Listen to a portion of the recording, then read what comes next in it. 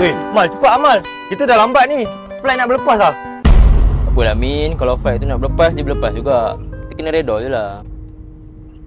Weh Mal, bawa laju sikit Mal. Kita dah lambat ni Mal. Laju lah ni Min, aku bawa 30. Biasa aku bawa 20 lah.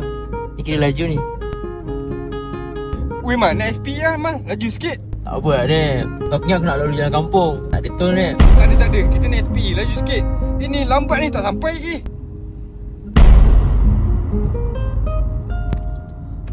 Sampai aku naik dorang Mal. Apa? Kita tengah goyang Mal. Berhenti tepi Mal. Oi, kita berhenti tepi sekejap Min, tengok tanya.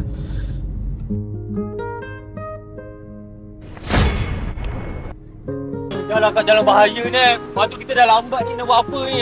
Aduh, macam mana ni? Weh Mal. Uish, tak apalah Min ni. Ni semua hujan daripada Allah.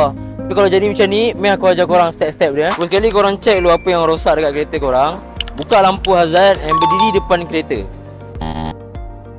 Oh, okey. Lepas tu, korang buka Facebook SPE dan Instagram SPE ni. Ada nombor kontak dekat sini, korang kontak je untuk bantuan. Cepat call. Dah lambat lah. Assalamualaikum tuan. Waalaikumsalam. Hari ni saya dilanda hujan. Ya, hujan apa tu tuan? Tayar saya bocor di kilometer 5. Ya baik, saya akan hantar bantuan dengan kadar segera. 1 kali Bravo Delta. Keadaan kelas 1, masalah tayar. Ada masalah apa cik? Tayar kereta saya bocor tuan. Boleh minta tolong tengok kan? Boleh. Sekejap.